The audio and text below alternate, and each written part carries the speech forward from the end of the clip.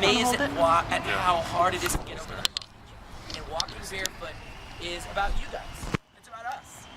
It's about realizing, for just this moment, you're taking your shoes off, right?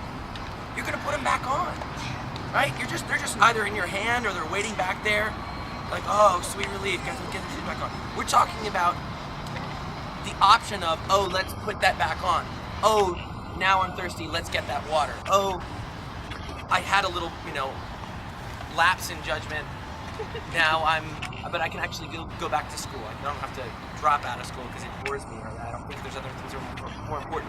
You're talking about a situation where you never had the option to learn and to become educated, to improve your community, or to just chase a dream you have. Or, I see a lot of moms here, I see a couple different people that have their kids.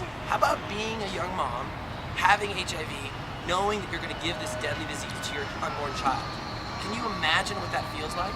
And if, for one, maybe you don't know there's any other option for you, and if you do know that there's an option, you know that it is a 35-cent a day drug that you have to take for about a month. And 98% of the women that take this medicine do not transmit the disease to their child. Think about how intense that would be to be a young mom. As I'm a dad, I can understand, not exactly, but very close. You would cut off your limbs for your kids. You would do anything. And to know that you only needed that small donation. I'm not a particularly, I like to talk, but I don't really like to be gushy because I really like action.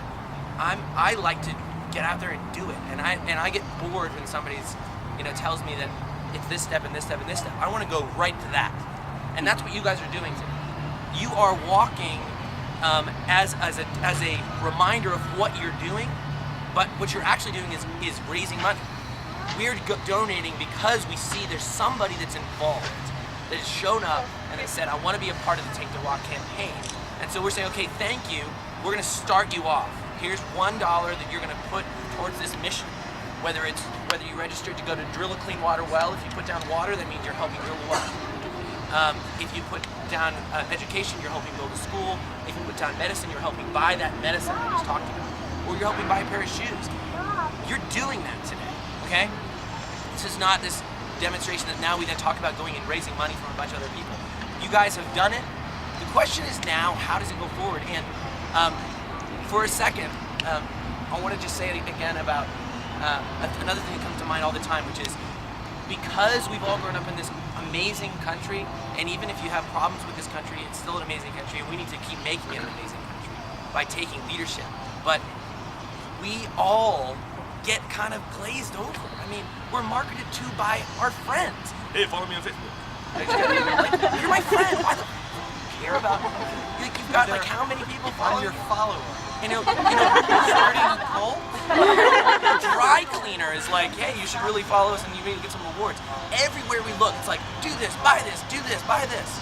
And so when you talk about causes, we all have this reaction of repelling. Like, oh, ugh, that's kind of, don't get in my wallet.